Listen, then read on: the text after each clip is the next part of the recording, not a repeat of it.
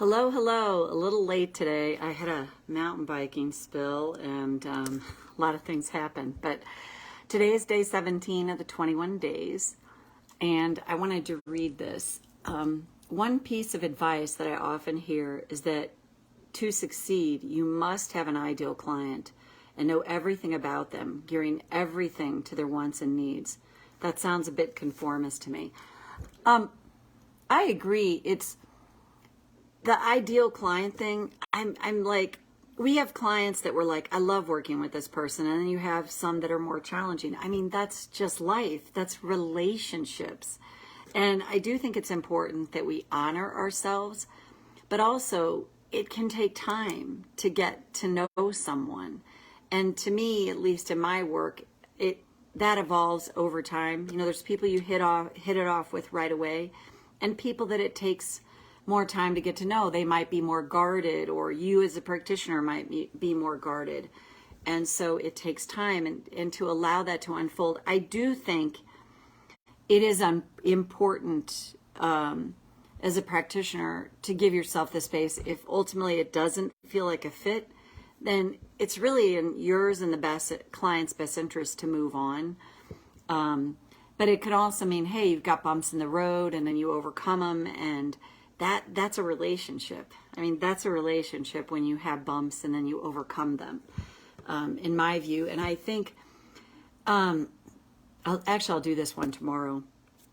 I'll wait and do that tomorrow as far as like as a practitioner with clients. But that myth, like, you have to have the ideal client. And is there anyone that's ideal, really? Some of you may, like I said, like working with more than others. Some are be more challenging. But you're going to learn something from everyone that you're with. And back to, it's totally within the rights for a client practitioner relationship to disband and go, hey, we need to go our separate ways. There's nothing wrong with that, given the right circumstances and how that would go. So let's tap. And thank you for this, Michael. Karate chop. Even though I've been told I have to have the ideal client to succeed, I must know everything about them, gear everything to their wants and needs. Is that even true? I choose to acknowledge my feelings now.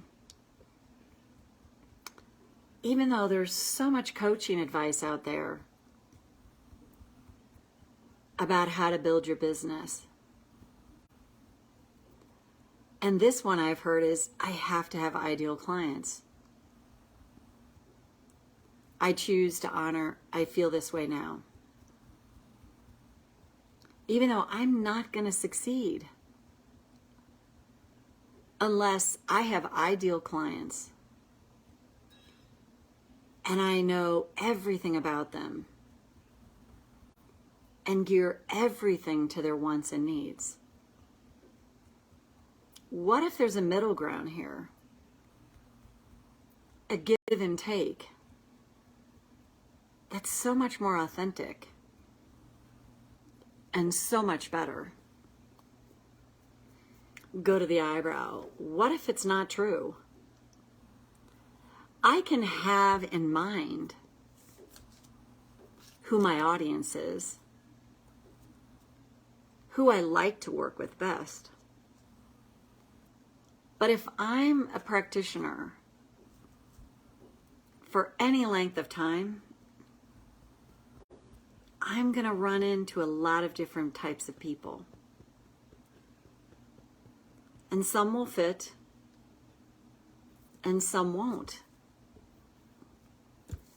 And what if that's okay? And what if the best thing I can do is look for the win-win? It's a win for them and a win for me. And it's reciprocal. What if that's a better approach? Because I'm going to get to know a client over the course of our time together. And they're going to get to know me. And we'll probably have bumps. And we'll have smooth times. And everything in between. And what if it's a sign of emotional fitness to work through those things where it feels appropriate? And what if I can remember this is an evolving relationship that evolves over time. And I'll get to know them over time. It would be impossible to know all their wants and needs. But I'll find out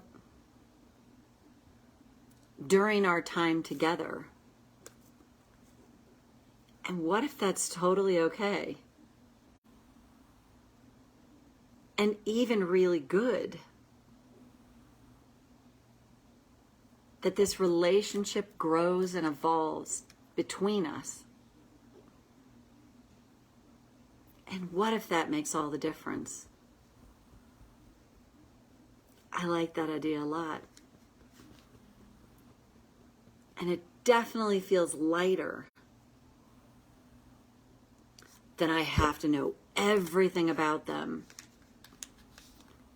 cater everything to their wants and needs. Because all humans are complex beings. And things are going to unfold over time. And what if that's as it should be?